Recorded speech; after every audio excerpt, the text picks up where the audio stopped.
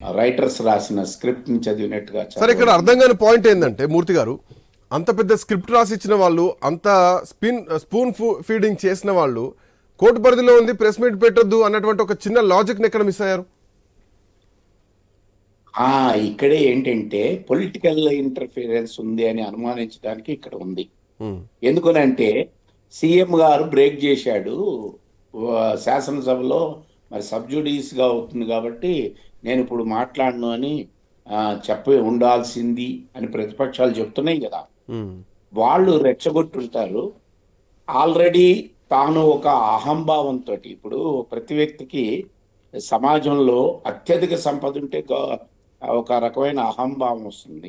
అలాగే అత్యధిక ప్రేక్షక ఆదరణ కలిగిన ఇంటర్నేషనల్ నటుడిని అనే అహంభావం లోపల ఉండడం, దాన్ని ప్రేరేపించే శక్తులు వాళ్ళ రాజకీయ అవసరాల కోసం ప్రేరేపిస్తే ఏం కాదు చేయి చూసుకుందాం కోర్టులో అన్న ఆ ధీమానే ఆయన చేత పెట్టించింది అని నేను ఒక విశ్లేషకుడిగా భావిస్తున్నాను. అందుకే చెప్తున్నాను, సీఎం గారేమో శాసనసభాపక్ష నాయకుడు, శాసనాలు చేసే పాలక వర్గానికి సంబంధించిన ఆయన. నువ్వు ఒక విక్టిమ్, నువ్వు విక్టిమ్వి. నీ వల్ల జరిగిన ఈ ఇన్సిడెంట్, దానికి పూర్వపరాలు, నీది ఎంత బాధ్యత ఏంటి అనేది లీగల్గా చెప్తుంది.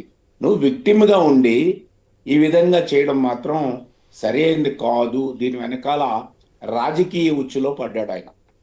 ఇప్పుడు సినీ పరిశ్రమ ఒక గందరగోళంలో ఏర్పడింది. జనరల్గా సినీ పరిశ్రమ రాజకీయాలకి వెళ్ళదు, రాజకీయాల్లో వెళ్ళదు సాధారణంగా. అలా వెళ్తే దానికి మూల్యం చెల్లించుకోవాల్సిన బాధ్యత ఏర్పడుతుంది. ఎందుకనంటే ఒక పరిశ్రమని ముందుకు తీసుకెళ్లాలంటే ప్రభుత్వం యొక్క అవసరం చాలా. సరే, ఇక్కడ మూర్తి గారు ఇక్కడ రెండు అంశాలని ప్రధానంగా చర్చించాల్సినటువంటి అవసరం ఉంది. పుష్ప 2 సినిమా రిలీజ్ కంటే ముందు నుంచి పుష్ప 2 హైప్ ఎంత వచ్చిందో మనకు తెలుసు. వరల్డ్ వైడ్ గా రైజ్ అనుకుంటూ వచ్చింది ఒకటి. At the same time Allu Arjun వ్యవహార శైలి పైన కానీ, అల్లు అర్జున్ ఎక్స్ప్రెషన్స్ పైన కానీ ఇందాక మనం మాట్లాడుకున్నట్టు దానిపైన ట్రోలింగ్స్ కూడా వచ్చాయి.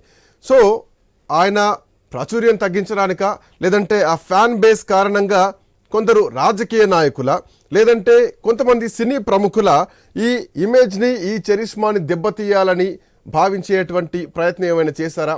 సో ఇందులో రెండు ఉన్నాయి. ఒకటి రాజకీయ కుట్రకోణం, అంటే అది ప్రతిపక్షాలకు ఆయుధంగా మారుతుంది. ఇంకోటి ఫ్యాన్ బేస్ ఇమేజ్ తగ్గించడానికైతే అది ఇండస్ట్రీకి ఆయుధంగా మారుతుంది. బట్ ఇండస్ట్రీలో అట్లాంటి పరిస్థితులు ఉన్నాయనుకోవాలా అల్లు అర్జున్ విషయంలో? ఇక్కడ విక్టిమ్ చాలా జాగ్రత్తగా ఉండాలండి.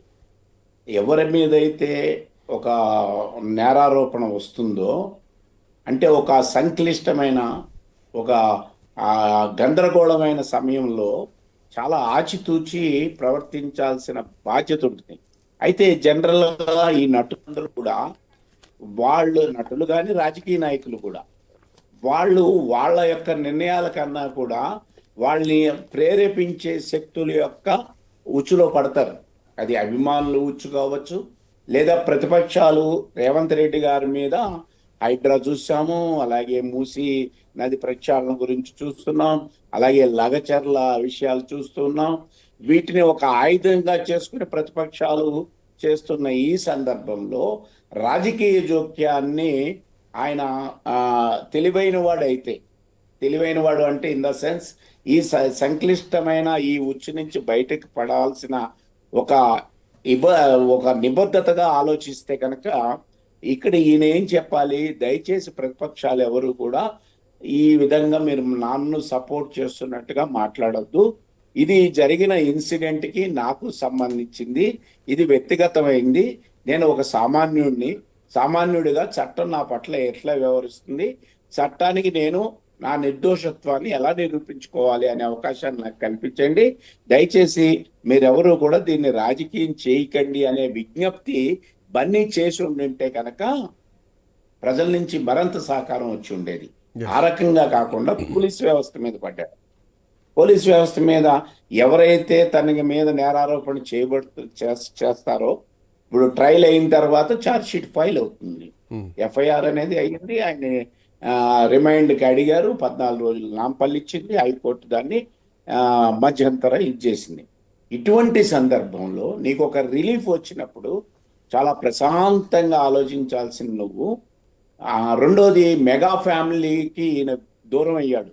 అవతల వైసీపీ ఏ యొక్క రాజకీయాలు పనిచేస్తున్నాయి, యువతల బీజేపీ అలాగే బీఆర్ఎస్ పార్టీ అధినాయకులు మంత్రులుగా ఉన్న వాళ్ళు కూడా ఈ విషయాన్ని తమ పార్టీకి అనుకూలంగా మాట్లాడుతూ ఉన్నారు. ఇటువంటిప్పుడు అధికార పక్షం మరింత ఇచ్చేస్తుంది. అందుకనే మల్లన్న గారు ఇప్పుడు కేసు వేయడంలో ఉద్దేశం ఏంటి? మల్లన్న గారు ఇప్పుడు ప్రభుత్వానికి అండదండలుగా అనేక మంది వస్తారు.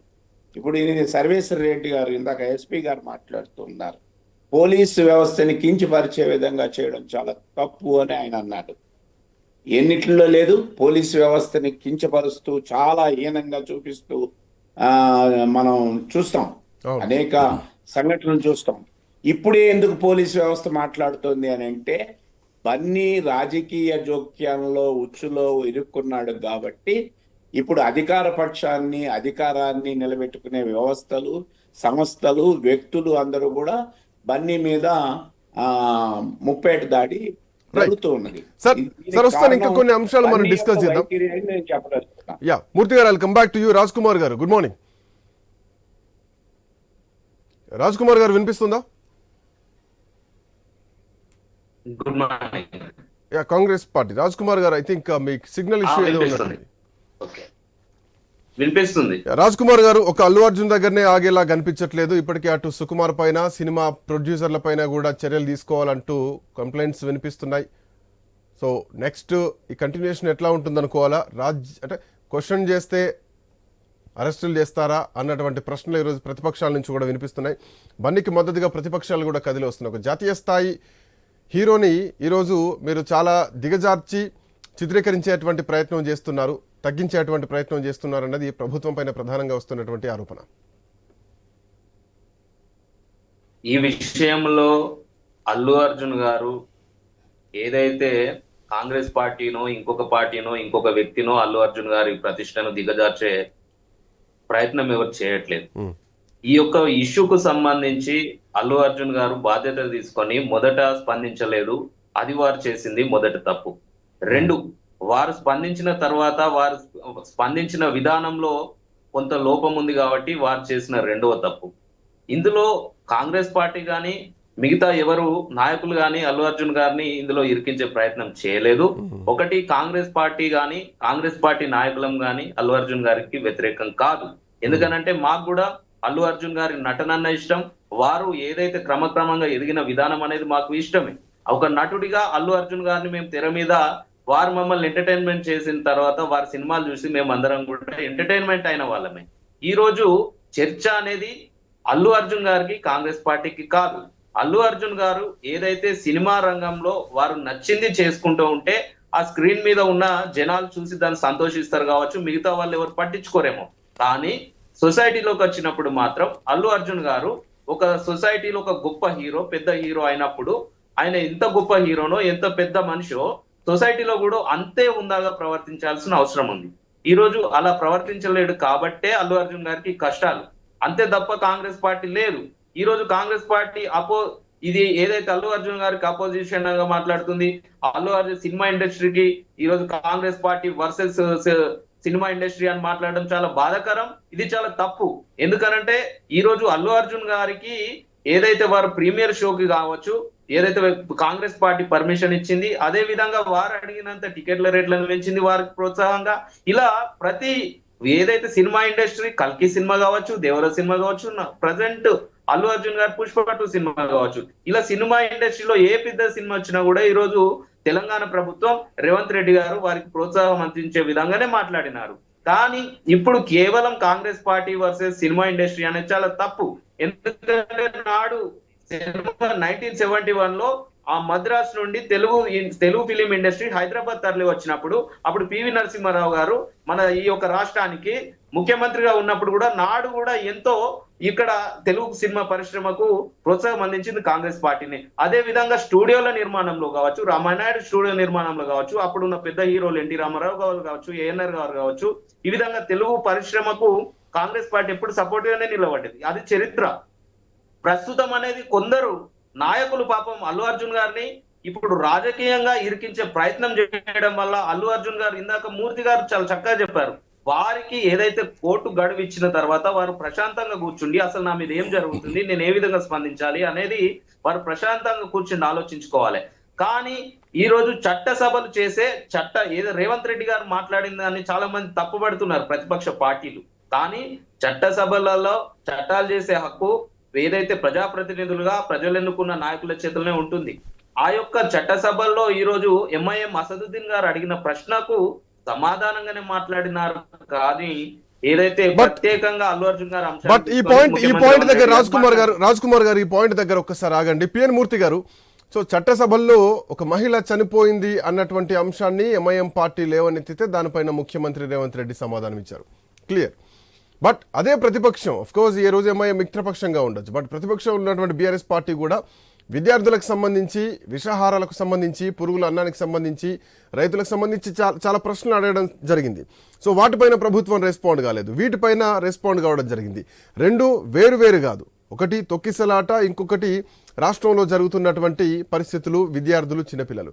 బట్ ఇక్కడ ఒక టార్గెటెడ్గా ఏమైనా ఇక్కడ చిత్రీకరించేటువంటి ప్రయత్నం జరిగిందా, అల్లు అర్జున్నే టార్గెట్గా ఈరోజు ఏమైనా జరిగిందా అన్నది ప్రధానంగా ఈ లైన్ కొంత హైలైట్ అవుతుంది. ఎట్లా చూడొచ్చు ఈ పాయింట్ని మూర్తి గారు?